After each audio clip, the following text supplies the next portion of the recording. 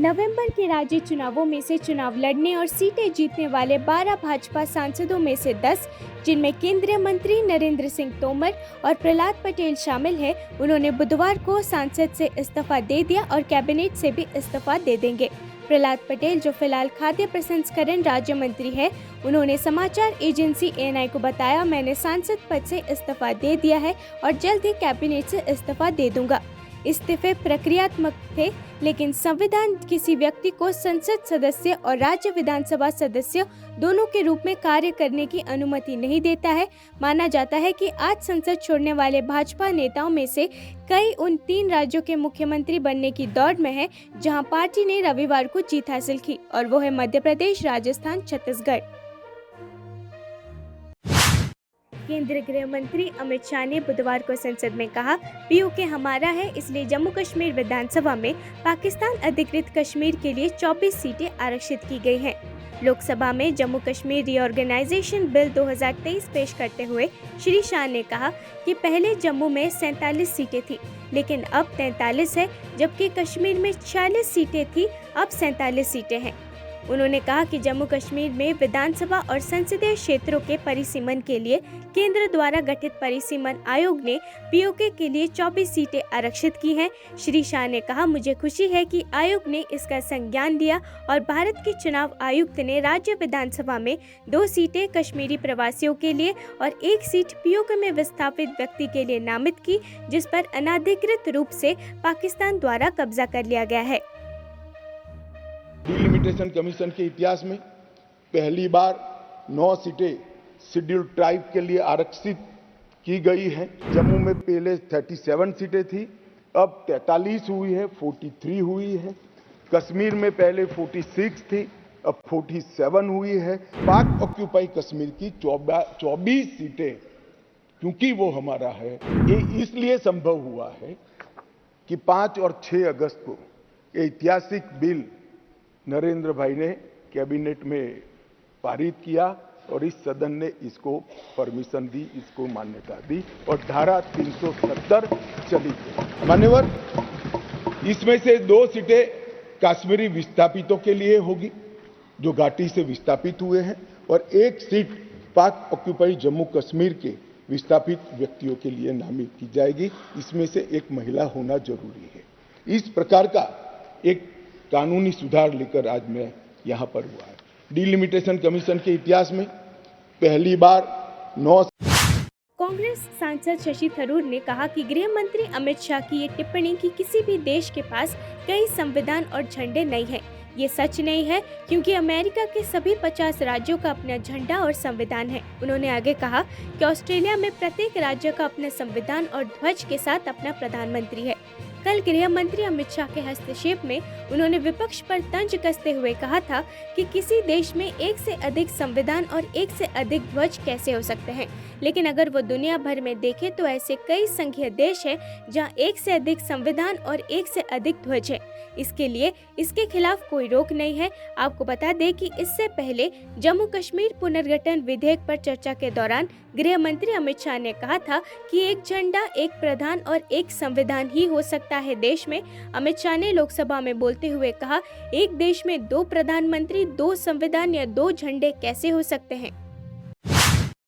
Congress party ने केंद्रीय गृह मंत्री अमित शाह पर भारत के पहले प्रधानमंत्री जवाहरलाल नेहरू के संबंध में सदन में गलत तथ्य रखने का आरोप लगाया है और उनके इस दावे को सिरे से खारिज कर दिया है कि नेहरू की 2 भूलों के कारण कश्मीर को कई वर्षों तक नुकसान उठाना पड़ा। कांग्रेस नेता प्रमोद तिवारी ने कहा कि देश के पहले प्रधानमंत्री को गाली देना भाजपा की आदत बन गई है और उन्होंने कहा कि अगर नेहरू ने अपने बुद्धि का इस्तेमाल नहीं किया होता तो भारत श्रीनगर खो देता। उन्होंने आगे कहा, जवाहरलाल नेहरू को गाली देना और गलत तथ्य पेश करना भाजपा की आदत बन गई है। आप आज कुछ भी कह सकते हैं क्योंकि जवाहरलाल नेहरू जवाब देने के लिए यहाँ नहीं है। अगर जवाहरलाल नेहरू ने अपनी बुद्धि का इस्तेमाल नहीं किया होता और प्रयास नहीं किए होते तो श्रीनगर हमारे पास नहीं होता। तेलंगाना के मनोनीत मुख्यमंत्री रेवंत रेड्डी हैदराबाद के बेगमपेट एयरपोर्ट पर पहुंच चुके हैं। रेवंत रेड्डी दिल्ली में थे, जहां उन्होंने कांग्रेस आलकमान से मुलाकात की। इससे पहले 5 दिसंबर को कांग्रेस महासचिव केसी वेणुगोपाल ने घोषणा की थी कि रेवंत रेड्डी तेलंगाना में कांग्रेस विधायक दल के नए नेता होंगे। रेड्डी कांग्रेस से लोकसभा में सांसद है और मलकाजगिरी निर्वाचन क्षेत्र का प्रतिनिधित्व करते हैं। इससे पहले उन्होंने 2014 में आंध्र प्रदेश विधानसभा चुनाव में कोडंगल सीट से 46.45% वोट शेयर के साथ जीत हासिल की थी। रेवंत रेड्डी आज तेलंगाना के मुख्यमंत्री पद की शपथ लेंगे। राज्य के लिए भाजपा के मुख्यमंत्री के चयन पर सस्पेंस के बीच राजस्थान की पूर्व मुख्यमंत्री वसुंधरा राजे जयपुर हवाई अड्डे से दिल्ली के लिए रवाना हुई।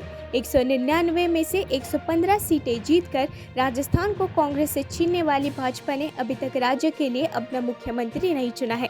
वसुंधरा राजे, जो राज्य की 2 बार सीएम रह चुकी है, दिया कुमारी विद्याधर नगर से विधायक, महत बालकनाथ, जो तिजारा निर्वाचन क्षेत्र से जीते, और झोटवाड़ा निर्वाचन क्षेत्र से जीते राज्यवर्धन सिंह राठौर शीर्ष दावेदारों में से हैं। आर्टिकल 370 पर सुप्रीम कोर्ट की सुनवाई पर नेशनल कॉन्फ्रेंस के उपाध्यक्ष उमर अब्दुल्ला ने कहा कि सुप्रीम कोर्ट का फैसला एक तरफ है, लेकिन उनकी राजनीतिक लड़ाई जारी रहेगी। केंद्र ने प्रधानमंत्री मोदी के नेतृत्व वाली सरकार का दूसरा कार्यकाल शुरू होने के तुरंत बाद 5 अगस्त 2019 को आर्टिकल 370 के तहत जम्मू और कश्मीर की विशेष स्थिति को रद्द कर दिया। 17 अक्टूबर 1949 को संविधान में शामिल आर्टिकल 370 जम्मू कश्मीर को भारतीय संविधान से छूट देता है और राज्य को अपना संविधान बनाने की अनुमति देता है। अब हम कैसे स्टैंड नहीं होंगे। पिछले दिनों तो ही हमने सुप्रीम कोर्ट में सबसे पहले तो हम ही आए और सबसे बेहतरीन से बेहतरीन वकील नेशनल कॉन्फ्रेंस के तरफ से हुए। हमारे आने के बाद फिर बाकी उसमें घुल मिल गए। बाकी तंजीमों ने भी फिर उसमें अपनी कोशिशें रखी, लेकिन शुरुआत तो मसूदी साहब और अकबर लोन साहब ने की, और आगे भी सुप्रीम कोर्ट का एक तरफ हमारी सियासी लड़ाई जो है वो चलती रहेगी।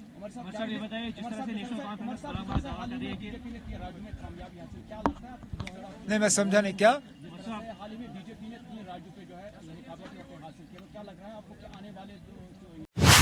उत्तर प्रदेश के जल शक्ति मंत्री स्वतंत्र देव सिंह ने माघ मेला 2024 और महाकुंभ 2025 की तैयारियों पर टिप्पणी करते हुए कहा कि काम शुरू हो चुका है और बड़े पैमाने पर तैयारियां की जा रही है। महाकुंभ 2025 13 जनवरी से 26 फरवरी तक 45 दिनों तक चलेगा। इस दौरान 6 करोड़ से अधिक तीर्थयात्रियों के मेले में आने की उम्मीद है। इसके अलावा लगभग 40 लाख भक्तों के शाही स्नान में भाग लेने की संभावना है और अतिरिक्त 40 लाख कल्पवासी विकल्प चुन सकते हैं। हमारा संकल्प विकसित भारत, ये यात्रा निकली हुई है। 15 नवंबर से यात्रा निकले, 26 जनवरी को समाप्त होगी। प्रत्येक कस्बे गांव तक यात्रा लोकसभा वाइज पूरे राज्य के अंदर जो हम गारंटी लिए थे जनता की सेवा करने का 10 सालों में, आज चाहे प्रधानमंत्री जन औषधि केंद्र हो, जिसके कारण गरीबों को 1000 रुपए की दवा 100, 50, 30 रुपए में मिलती है, जिसके कारण 23,000 करोड़ रुपया आज गरीबों के जेब का बचा है। प्रधानमंत्री आवास है, जो अपने पैरों पर खड़े नहीं हो, अपना पक्का मकान है, उनका शौचालय है, आयुष्मान का कार्ड है, नल का कनेक्शन है, प्रधानमंत्री बीमा योजना है, अन्य जितनी योजनाएं, पोषण। राष्ट्रीय राजपूत करनी सेना के राष्ट्रीय अध्यक्ष सुखदेव सिंह गोगामेडी की 5 दिसंबर को जयपुर में अज्ञात हमलावरों द्वारा गोली मारकर हत्या के बाद उनकी पत्नी शीला शेखावत ने पूरे देश के सभी राजपूतों से अधिक संख्या में जयपुर आने को आग्रह किया है। शीला शेखावत ने कहा, राजस्थान बंद कल भी मनाया जाना है। मैंने पूरे देश के राजपूतों से अधिक संख्या में यहां आने का आह्वान करती हूं, क्योंकि आज सुखदेव सिंह उनका निशाना बने हैं, कल हम में से कोई भी उनका निशाना बन सकता है। 6 दिसंबर को सुखदेव गोगामेडी की हत्या के मामले में बड़ी सफलता हासिल करते हुए राजस्थान पुलिस ने हत्या में शामिल 2 शूटरों की पहचान की है। आपको बता दें कि सुखदेव सिंह गोगामेडी की 5 दिसंबर को जयपुर में अज्ञात हमलावरों ने गोली मारकर हत्या कर दी थी। इस हत्या से राजपूत समुदाय में आक्रोश फैल गया, जिसने 6 दिसंबर को राज्यव्यापी बंद की घोषणा की। जब तक कि उस कार्यकर्ता ज्यादा हमेशा जिंदाबाद जिंदाबाद जिंदाबाद। और सालों तुमसे अगर बन पड़ता है तो कर लेना, मेरा भी उखाड़ लेना। तुम्हारे साथ की शेरनी हूं मैं, उसी की शेरनी हूं, और तुम्हें देख लूंगी मैं, ठीक है। मेरी